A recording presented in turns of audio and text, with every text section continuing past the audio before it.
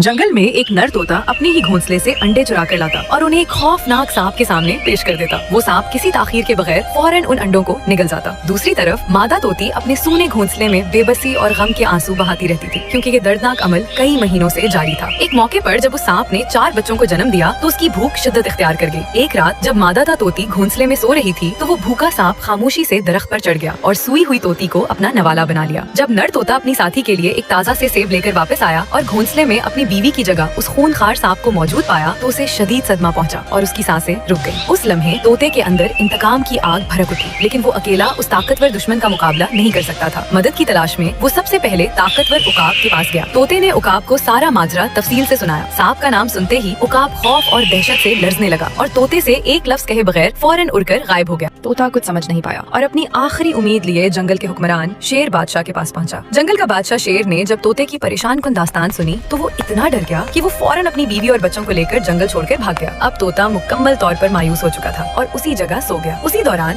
उसकी मरहूम बीवी तोती उसके ख्वाब में आई। तोती ने ये बड़ा राज फाश किया। ये कोई मामूली सांप नहीं है, बल्कि ये सांप के रूप में छुपा हुआ एक देवदेत है। उसने बताया कि ये देवदेत सिर्फ अमावस्या की अंधेरी रात को ही अपनी असली और खौफनाक शक्ल में आता है और हर बार अमावस्या की रात को जंगल के मासूम जानवरों को कैद करके उनकी कुर्बानी देता है। इसे सिर्फ अमावस्या की रात जब ये अपने देवदेत के रूप में हो तभी मारा जा सकता है। तोते की आंख खुली तो उसमें एक नई चमक थी, क्योंकि उसे फौरन याद आया कि अमावस्या अगले ही दिन थी। तोता जंगल से उड़ता हुआ गुजरा और गांव पहुंचकर एक कुत्ते के पास से उसकी बंदूक चुरा लाया। तोता उस देवदेत की गुफा में छुप कर बैठ गया। थोड़ी देर में वो खौफनाक देवदेत बहुत से कैद किए हुए जानवरों और परिंदों को उनकी कुर्बानी देने के लिए गुफा में ले आया। अब तोते ने एक लम्हे की भी देर नहीं की और बंदूक की तमाम 6 गोलियां उस देवदेत पर खाली कर दी। देवदेत वहीं ढेर हो गया और तोते ने पिंजरे में कैद सभी जानवरों और परिंदों को आजाद कर दिया।